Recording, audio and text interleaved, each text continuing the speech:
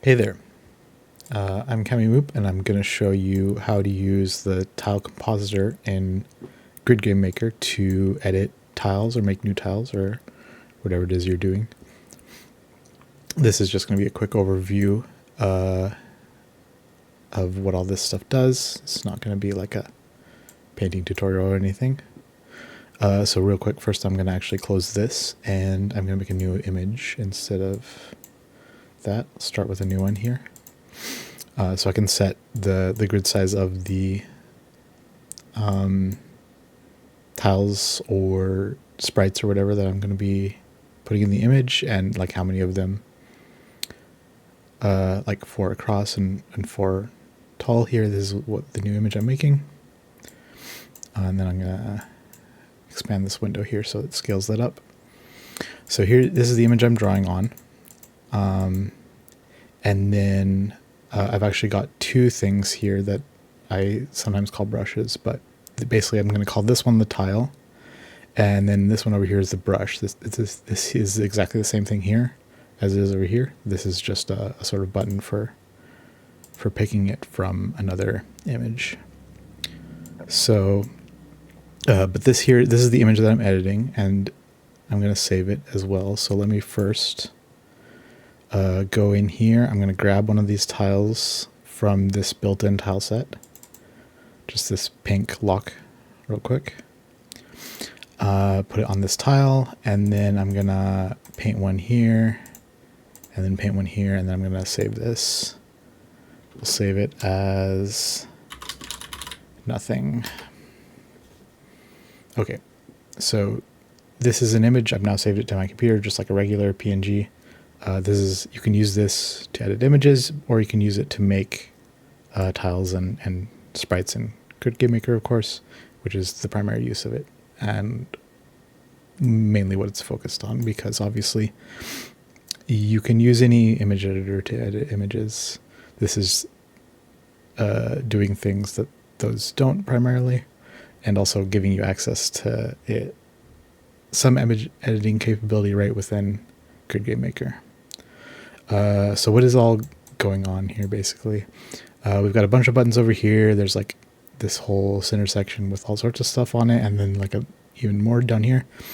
Right here we've got a tile picker, basically. You can see it sort of highlights a tile when I put my mouse over it. You can use these, there's one in here as well, to select a tile. So for this brush, I can like double click on one of these, or click on this and hit OK to pick a tile. What it's used for in here is that this is where I'm sort of painting where I'm selecting where I'm going to paint the image. Like I don't paint it by like clicking and dragging or anything. I paint from the tile onto the image. So real quick, I'm going to put this brush that I picked onto the tile, and then I'm going to pick a slot on the image. I'm going to paint it. I can also go from the image to the tile. So I can pick this pink one back into the tile here by just using this button. And I can also go from the image into the brush. So I've got a button for doing both of those.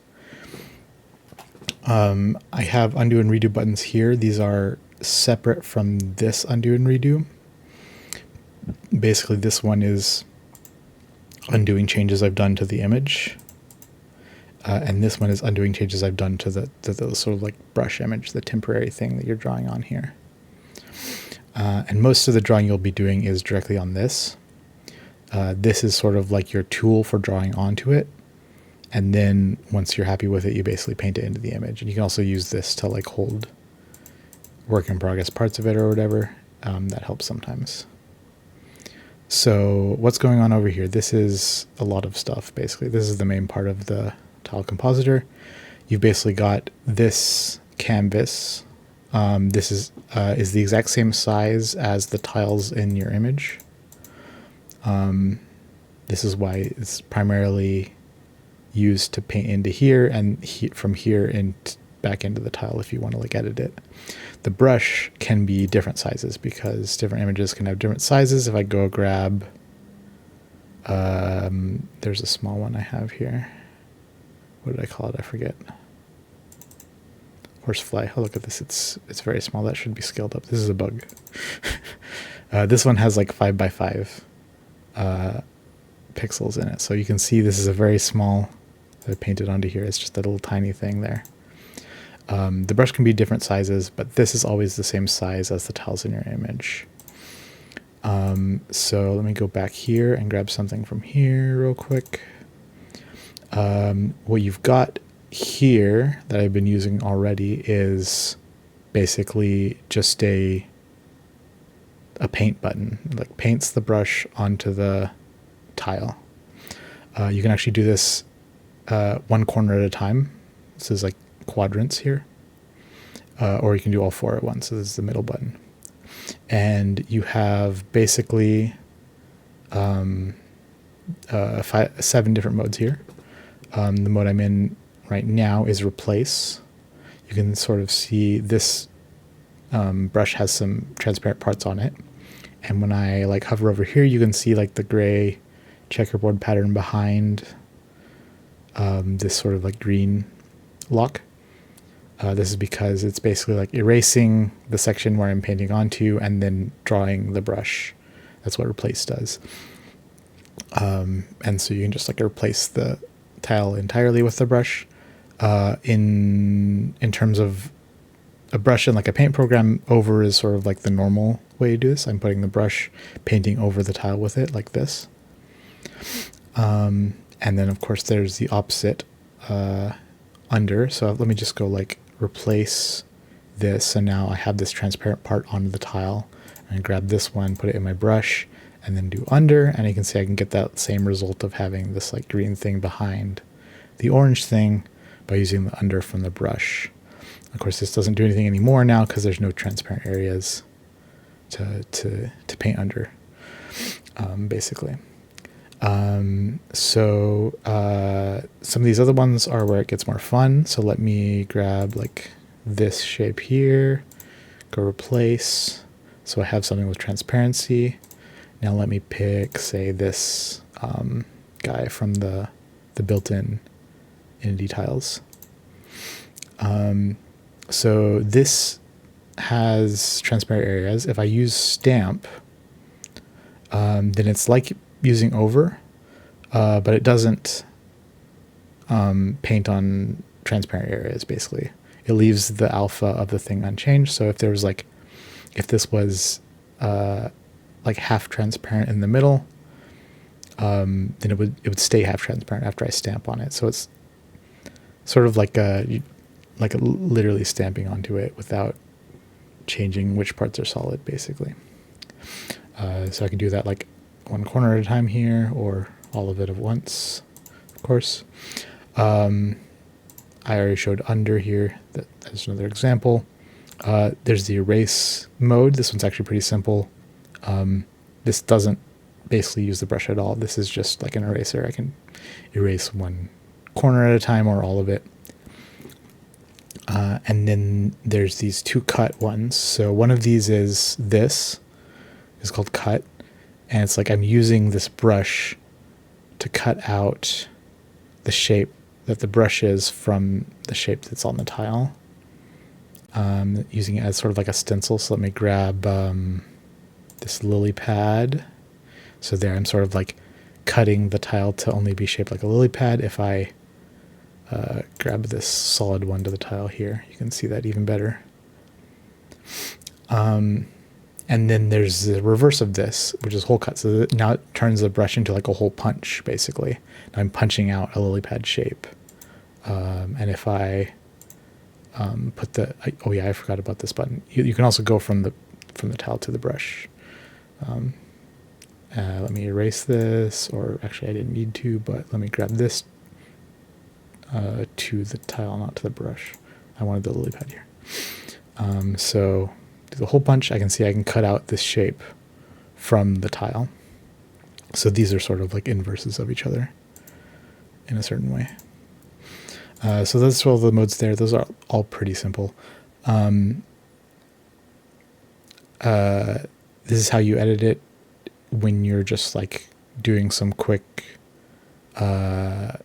like corner coloring. So like one thing I like to do when I'm making a variation is I've got these 4 colored locks. Say I want to make a variant of a lock, or even specifically a variant of like the blue lock. One thing I can do here is take the blue lock in my tile, and then I'm going to say, okay, well, I want to make a different blue lock in the game. So let me go quick and make a variant. I'm going to do that by grabbing the green lock and then putting like top right corner is green. And then I put this in my image and I save this. I go to the game, I set that image up to do something, and I test it out, and like I have the variation already. That's like what this is sort of designed to be good at.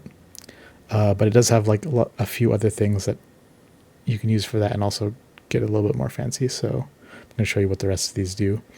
Real quick, you've got these arrows over here and these little arrows underneath the brush. These are basically just for like transforming the tile or the brush. So if I wanted to rotate the tile, I can do it like this here. It's just a rotate button. This is simple enough. This is a flip, horizontal and vertical. And then these are shifts. So they do it by half of the image. So here I shifted the top parts to like this bottom half. And if I shift it again, it goes right back, obviously, because it's doing it exactly half, basically. And then here I'm shifting it horizontally. You can actually do this with these little handles as well. And you can do it by any number of pixels. And in addition to that, the tile has this little toggle here that's called wraps around. If you turn this off, then this actually shifts out of frame, which means you'll lose these pixels, right? If I go like that, they're not there anymore. And this also applies to this. So you can, if you're not looking for this like wrapping around behavior, you can turn this off, but usually that's what I want.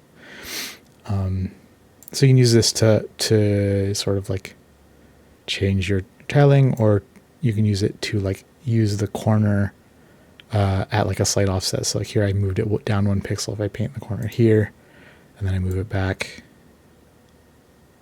now you've got this sort of like weird offset corner or whatever. Maybe that's what I wanted. And then these are sort of the same. There's less of them, but they're for the brush. So I can do this like shift on the brush if I wanted to like paint these corners in like this like weird offset thing. Instead of having to offset this one first and then paint it and then offset it back, I can do it like this. You can also rotate the brush and flip it. It has less buttons. You can generally do all the transformations. It just takes more steps, but I didn't want to take up a lot of space over here. So that's all of these. Now, the funnest part about this, I feel like actually, is that I like to use it for making variations. And so a lot of the times the variations are colors. So one thing I can do is, instead of like going and grabbing some other colored version that I already have, maybe I can just like take the one lock tile, say I only have one of them, and make a different colored version of it. So I can use colorize here. There's actually 2 of these, but this one is probably the one you want more often. And so I just pick a color. There's a red one. Let me do like an orange. I don't think I have an orange lock. Wait, do I have an orange lock? I totally have an orange lock. I definitely have an orange lock. Let's do like a cyan lock. Give it a little bit of that. That's too close to blue, so let's go more deep blue, actually. Since I've got a blue that's like cyan, let's do like a bluish purple lock instead. And this is a little dark, so let's go over here, maybe a little bit more blue. And now I have a variant. If I wanted to do sort of like go half and half with this, oops, I already have that picked. This is how you switch it back to like regular colors. Source means the colors from the source that you have picked here. Flat, you can use this to take the shape of the brush and just do the color. So there's a better example of some shape here. I can get whatever the shape is, and just one specific color is whatever you picked. There's colorize here. So there's also colorize alt, and this looks dim.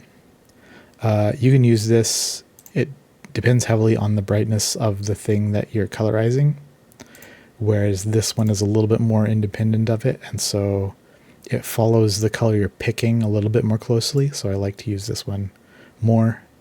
I find it's more often what I'm looking for. What was I? Oh yeah, I was gonna real quick grab the blue one here and then be like, let me do offset corners thing here. I like doing these for variants. They look nice. And then I've also got this that I just added recently, which is, I like this a lot. There's a dual colorize, so I can give like a hue shift to this colorization. So let me grab something that will demonstrate this. Let's go with this. It's got some dark parts and some light parts. So I'm going to set like a light, like turquoisey green kind of thing, and then I'll go like a dark, not quite purple, and also not that dark, like this. And here we go. Now we've got this like variance of hue going on. And then if I wanted to make a different one, but it also sort of had a slightly turquoisey lighter color to it, I could maybe like make a slightly different one version of that, maybe darker, maybe a little less saturated, and then like the dark parts also are going to be like red or something, or like reddish. If I go too far, then we start wrapping around the other way. Let's go like slightly reddish purple, not that saturated, a little more dark. Oops, I didn't paint to the tile first. And there we go. So now I've got two of these, and they do have this sort of like turquoisey tint to them, but like it's actually multiple hues as you go from like light areas to darker areas, and it looks quite nice. You can also switch the colors here. This is basically all the features of this, and you can sort of figure out the rest by trying it out. It is free to try. Grid Game Maker itself is free, so Tile Compositor along with it is free. I guess let me go talk about this little selector a little bit more. Does this scale up? This should be scaling up. This is a bug.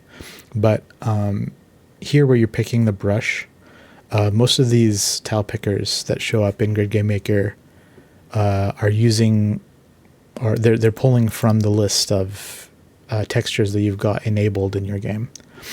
That's because if you don't have them enabled, then they're sort of like not tracked, and the game, it wants to track that you're using them, so it knows like what you're using and stuff. But for the brush specifically, you're just using the image temporarily to paint stuff. So you don't have to enable any of the images in order to paint with them. So this big long list compared to these other ones. And in here, there's like all the built-in textures that come with Grid Game Maker. These are the images in the shared folder. So like any game that you go to, you can click on these and grab a brush from them, or just put them directly into your game also. And then these bundled ones are the ones directly in the game folder. So these are only inside this game. These are just like copies of these other ones, so they have the same names. But real quick, let me show the shapes texture that comes with Grid Game Maker. So this is just a bunch of shapes that I either found useful or randomly thought would be useful for creating tiles or little sprites or whatever. Some of these are sort of like meant to be used corner-wise, It's like this one here, for example. It's got these 4 different things that I can use them. Use one corner at a time here. This brings me to the other feature that I forgot to talk about so far, which is especially when you've got something like this and you want a corner, you don't want to like wiggle this around exactly so you can put the corner exactly where you want it. Over and paint it just like it's fiddling around with it to get it just right. This is not a good experience. So the other way you can use the brush, one thing you can do is you can actually draw with your selected color directly onto the thing. This is, if you want to draw, you probably should be using a paint program instead, but in case you need to paint some individual pixels, you can do that. But what you can do here is for this corner, say I want to put this around the center of this, what I actually do is I click and hold on this button and then it will turn off. And then I have it on my mouse. So instead of the drawing pixel by pixel mode, now if I click, I like stamp this. So let me just like do this and like center it. Boom. There we go. That's how I do that. Let me undo that and then pick a color here and then go like this and then boom, there we go. And then I can say, okay, let me grab this U shape here and make it darker. Like this, or maybe I want to make it a hole punch instead, right? I can do this with all the different modes. Also, if I do the like erase mode, you can see I'm erasing this corner, but now I'm like deciding where the corner is. I can change to the other corner and now it's erasing to the top left, whatever. If I do the under mode, and then this also works underneath. If I do the stamp mode, I can see I'm not going over the edges. So yeah, let me do like a hole punch with this like bottom left corner. And then you like punch this out here. There we go. And I've got this weird thing. I'm not sure why I want this, but there we go. Now I have it. Yeah, so that's the feature I forgot to talk about, is you can basically turn these into like mouse. I've just crashed the program. This is wonderful. You can turn them into little mouse connected brushes, like you would paint with in a paint program, I guess. I've now got the thing being the wrong size. Welcome to the game not being very stable. The editor and the game. So yeah, this was how you use the tile compositor. It's in this images tab, by the way. You go to edit a game. This is in like the game editor page. There's a bunch of tabs. This is where you edit tiles and entities. This is where you can make a custom background, or more than one. And this is where you can like turn on and off images. These ones without the icons are in the shared folder. These little GGM icons are the built-in textures that come with Good Game Maker, and these little box in the box icons are bundled in the game. You can also, if you want to, like take this shared one, this image I saved earlier is in the shared images folder. Say I want to make a version of this bundled in the game because I want to make changes to it. I don't want to mess it up other games that might be using it. You can actually right click on this and either move it into the game as a bundled image, which would actually remove it from other games that were trying to use it. Or I can make a bundled copy here, and I hope this actually works correctly. Yeah, I did. And so this is not enabled, but as soon as I turn it on, now I can use this for tiles in my project here.